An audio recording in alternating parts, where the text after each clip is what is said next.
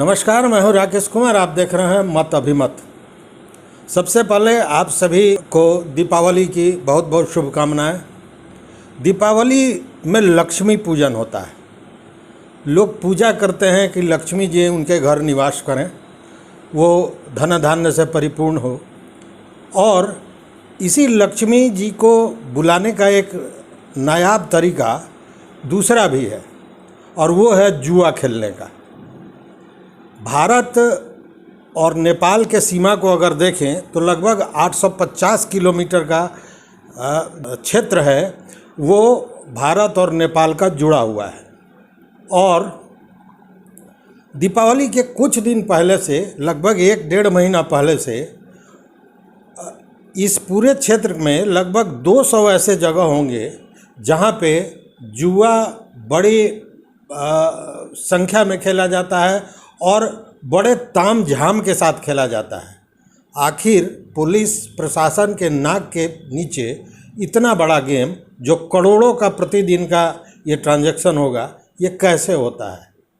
इन सारी चीज़ों पर बात करेंगे। हमारे साथ हैं भारत नेपाल सीमाई जो क्षेत्र है, उसके सब तरह के गतिविधि, सामाजिक, आर्थिक, आपराधिक, सारी गतिविधियों पर बहुत पैनी नज़र रखते हैं। साथ ही भारत नेपाल संबंधों पर बहुत गहरी पकड़ रखने वाले वरिष्ठ पत्रकार चंद्रभूषण पांडे जी हम लोग के साथ हैं। आज उनसे बात करेंगे कि आखिर ये जुए का, ये जो गैम्बलिंग का खेल है, ये क्या है। तो सबसे पहले सर, आपका बहुत बहुत स्वागत। धन्यवाद सर, ये जो शुरू होता है जुआ, जैसे अभी केवल पूर्वी चंपारण की बात करें या बिहार की बात करें, तो बिहार में भी 200 किलोमीटर से ज़्यादा का क्षेत्र है जो नेपाल से जुड़ा हुआ है। और दीपावली के 1 महीने पहले से यहाँ पे जुआ का कारोबार शुरू होता है। क्या इसकी माने क्या कारण है और क्यों ऐसा होता है? कौन लोग करते हैं, कुछ बताएंगे?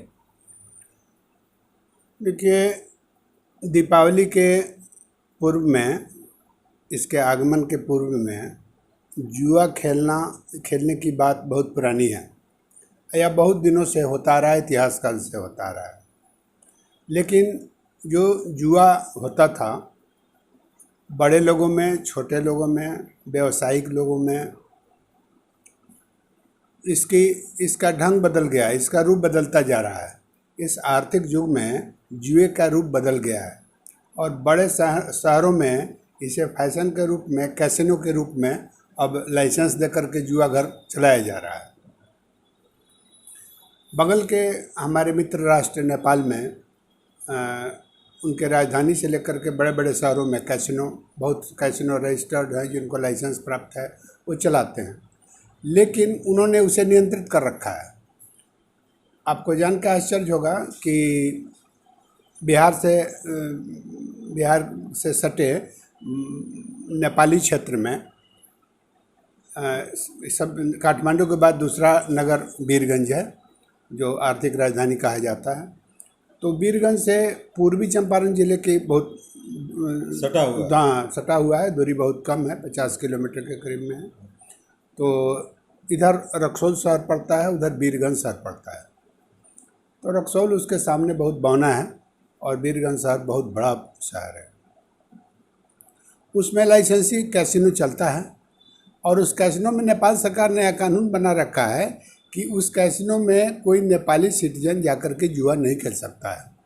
वहाँ आधार कार्ड देख करके जुआ घर में जाने की इजाज़त मिलती है, यानी विदेशियों के लिए वह रखा गया है। और विदेशी मतलब अगर आधार कार्ड में वो नेपाल का है तो उसको एंट्री नहीं मिलेगी। अच्छा। तो विदेशी लोग ही जुआ खेलते हैं और जिससे उसके स्वास्थ्य पर, आर्थिक स्वास्थ्य पर कोई असर नहीं पड़ता है। उनके नागरिक इसमें इन्वॉल्व नहीं होते हैं, बाहर के लोग इसके शिकार होते हैं। दूसरी तरफ जो भारत नेपाल सीमा है, यानी कि नेपाल का जो दक्षिणी किनारा है, सीमा है, वह जो हम लोगों के कुछ प्रदेशों से, जैसे उत्तर प्रदेश, बिहार, पश्चिम बंगाल, सिक्किम से जुड़ा हुआ है। इन क्षेत्रों में, भारतीय क्षेत्रों में जुआ अवैध ढंग से लोग चलाते हैं और बहुत बड़ी तादाद में चलाते हैं। रिपोर्ट्स के अनुसार कम से कम 200 जगहों पर बड़े स्तर के जुआ खेला जाता है, और इसके लिए लोग शहर से हट करके कुछ ग्रामीण इलाकों को भी चुनते हैं। अच्छा। सबसे बड़ी खूबी यह है कि प्रशासन के नज़र में ये सब चीज़ ना आवे, पुलिस की नज़र में ना आवे, इसका बहुत बाहर में प्रचार प्रसार न हो, शिकायत न हो, इसलिए ये लोग किसी भी शहर के वैसे इलाकों में ये जुआ चलाते हैं जहाँ पर किसी का आना जाना नहीं है और वह उपेक्षित क्षेत्र हो, स्लम एरिया हो। लेकिन उसके बावजूद यहाँ प्रबंध हर चीज़ का होता है, खाने पीने का उचित प्रबंध रहता है। मैंने शराब कबाब शबाब हर चीज़। हाँ, वो दुनिया के जो शराब से जुड़ी हुई चीज़ें हैं वो सब चीज़ों का बहुत बढ़िया प्रबंध होता है, और उस पर बहुत ज़्यादा पैसे खर्च होते हैं। बाहर बाहर के होटलों से खाना रोज़ मंगाया जाता है, खिलाया जाता है, पिलाया जाता है, ये सब चीज़ का बहुत बड़ा प्रबंध होता है। और बड़े बड़े जो जुआ के अड्डे हैं वहाँ पर रोज़ मतलब कि 50 लाख से ऊपर का खेल होता है, लोग जीतते हैं और हारते हैं। जितने और मैंने एक जुआ घर में ऐसा होता है। जुआ घर में ऐसा होता है। अरे नेपाल के अखबारों में आप देखेंगे विगत 10 वर्षों में नेपाल के अखबारों में आपको मिलेगा कि यहाँ के जुआ घर में बहुत ज़्यादा पैसा हार जाने के बाद कम से कम 1 दर्जन से ज़्यादा लोग जा कर के आत्महत्या कर लिए थे। हर साल 1-2 खबर छिटफुट करके दबा करके छिपा करके किसी तरह समाचार अखबार में छपता है और लोग आत्महत्या तक कर लेते हैं, उनके पास कोई चारा होता नहीं। बात रही पुलिस प्रशासन की, इस सब का दबदबा तो होता ही है कि जुआ कोई न खेले, लेकिन इसके नाक के नीचे जुआ घर चलता है। रक्सौल जो बिहार का एक बहुत बड़ा शहर है, बॉर्डरिंग एरिया है और नेपाल जाने का मुख्य रास्ता भी है, तो रक्सौल शहर के पश्चिमी क्षेत्र में भी 2-3 जुआ घर नामी हैं जो वर्षों से चल रहे हैं। हम समझते हैं कि कम से कम 50 वर्ष से तो चल रहे हैं, और पुलिस वहाँ कभी कभी छापा भी मारती है, कुछ लोग पकड़े भी जाते हैं, मुकदमे भी होते हैं, लेकिन उसका कोई खास असर उस पर होता नहीं है। उन लोगों का अपने बचाव में रोज़ 2 से 4 लाख रुपया वो लोग खर्च करते हैं। अच्छा, पुलिस प्रशासन भाई ये खर्च करते हैं ताकि उन पे कोई एक्शन नहीं हो। हाँ, जो एजेंसियां हैं उनको पकड़ सकती है, उस पर वो 2 से 4 लाख रुपया रोज़ खर्च करते हैं। तो आप अंदाज लगा सकते हैं कि उनके जुआ का वॉल्यूम क्या होगा, कितना पैसा उसमें लगता होगा कि जीतते होंगे हारते होंगे। तो ये लोग खर्च करते हैं। छिटपुट खबरें अखबारों में भी आती हैं, और अब तो अखबार में भी समाचार इसके कम आने लगे हैं। शराबबंदी के समाचारों के परत में यह समाचार अब दब चुका है।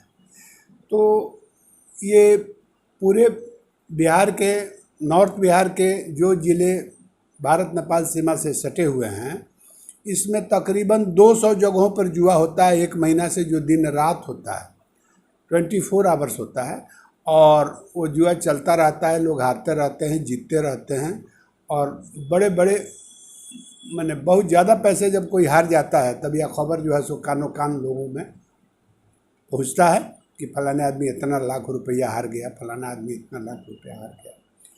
तो ये सब चीज़ें होती हैं, इसे नकारा नहीं जा सकता है।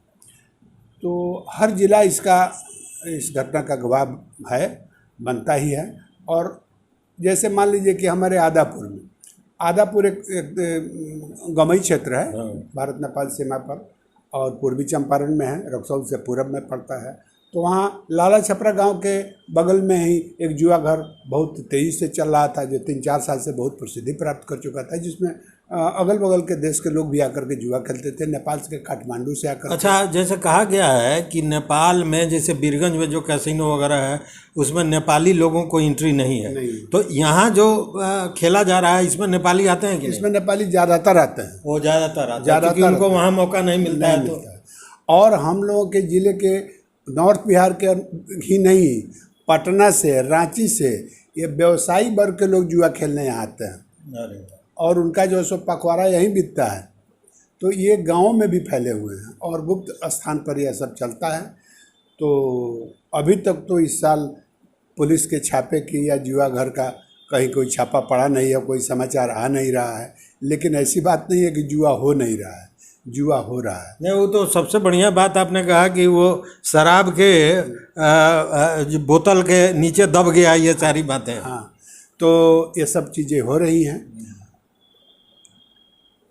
जुआ के अड्डे पर जो लोग जुआ चलाते हैं, एक रक्सौल में तो एक जुआ घर रक्सौल शहर के पश्चिम में जो चलता था, उसमें तो एक पूर्व के जिला पार्षद का नाम आता है, समझे ना। तो ऐसे बड़े बड़े लोगों का इस पर जो है सो हाथ है, और बड़े लोगों के हाथ होने के कारण इस पर कोई हाथ डालता नहीं है, और उनकी कमाई इतनी होती है कि वो हर आदमी का मुंह बंद कर देते हैं। तो हर कोई अपना अपना हिस्सा लेकर के इस जुआ को जो है सो गति दे रहा है, उसमें कोई शक की बात नहीं है, और इसको कोई झुठला सकता नहीं है, यह सच है, बिल्कुल सच है। तो जुआ में आप जानते ही हैं कि जुआ खेलने वाले लोगों में सबसे ज़्यादा व्यवसायी और अपराधी, समझे ना, ये दो वर्ग के लोग ज़्यादा होते हैं, समझे ना। और जो कुछ हमारे पुलिस महकमे के लोग हैं, इसमें कुछ लोग ऐसे हैं जो इससे जुड़े रहते हैं। प्रशासनिक पदाधिकारियों में भी सुनते हैं कि वो लोग भी इसके शौकीन हुआ करते हैं, कुछ लोग जुड़े रहते हैं। कभी कभार जो है सो दुर्घटना हो जाती है तो बात सामने आ जाती है, तो उन लोगों का भी हिस्सा इसमें रहता है।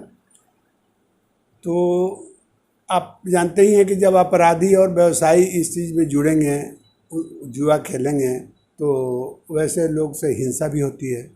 अभी आपने सुना होगा कि एक जुआ के कारण ही सिवान में एक हत्या हो गई है। तो ये सब वारदातें, इससे अच्छी बातें तो होती नहीं हैं, अपराध से तो अच्छी बातें नहीं होती हैं। तो अपराध से जुड़े लोग जब इसमें आते हैं तो ये सब हिंसा भी होती है, सामान छीन झपट भी होता है, लूटपाट भी होता है, लेकिन यह कहीं पुलिस में केस दर्ज होता नहीं है। लेकिन आप किसी भी शहर में, कस्बाई, ये सीमाई क्षेत्रों में जाकर के पूछेंगे तो आपको लोग सीधे सीधे नाम बताना शुरू करेंगे, जो फलाना गांव के फलाना जगह होता है, फलाने जगह होता है हर जगह। और उधर से लोग सीमा पार करके आकर के इसमें भाग लेते हैं, और फिर अपना सीमा पार करके जीत के या हार के फिर वापस जाते हैं। तो ये है जुए का मामला। और इधर से बंगाल से, सिलीगुड़ी से, दार्जिलिंग से, सिक्किम से, भूटान से, ये सब जुआ वर्ग के लोग इसकी ताक में रहते हैं कि कब दिवाली का मौसम आवे जो जुआ चल करके खेला जाए। और यहाँ जुआ का माने ये स्थिति बिहार से लेके यूपी के तक फैला हुआ है। उत्तर प्रदेश और बिहार इसके चपेट में पूरा है, और इसके सीमाई क्षेत्र में करोड़ों करोड़ का कारोबार जो है सो एक महीने के अंदर में होता है। और आप पुलिस महकमे में देखिएगा कि आज दिवाली के एक दिन पूर्व, दिवाली के दिन बाद तक कुछ छापे पड़ते हैं, और छापा का समाचार भी अखबार में आता है। तो अगर जुआ घर नहीं है तो छापा पड़ता कहाँ है? सबसे बड़ी बात यह है। तो ये सब चीज़ों पर लोग नज़र रखते हैं। पुलिस भी अपने विचार गोष्ठी में, जब दिवाली का समय आता है तो पुलिस के कप्तान लोग भी अपने अपने अधिकारियों को सचेत करते हैं कागज़ पर, मीटिंग्स में, जैसे आप जुआ कहीं नहीं हो, इस पर आपको नज़र रखना है। इसका मतलब है कि प्रिवेल कर रहा है तब नहीं लोग अपने उसको संचिका में लाते हैं। तो जुआ तो होता ही है, इसको इनकार नहीं किया जा सकता। तो कहने का मतलब है कि सारी व्यवस्था के बावजूद पुलिस प्रशासन के नाक के नीचे भारतीय सीमा में भी और नेपाली सीमा में भी जुआ का जो धंधा है ये करोड़ों का धंधा बन चुका है।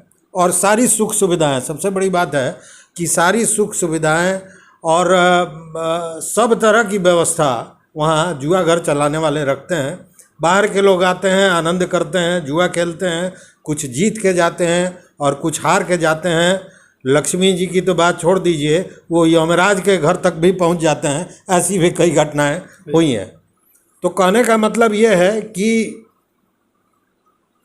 लक्ष्मी पूजा है, आप सबों को शुभकामना है, लेकिन इस तरह लक्ष्मी न आवे यही बेहतर है। इसी से समाज का भी कल्याण होना है, हमारा आपका भी कल्याण होना है। तो बहुत बहुत धन्यवाद। देखते रहिए मत अभिमत। नमस्कार।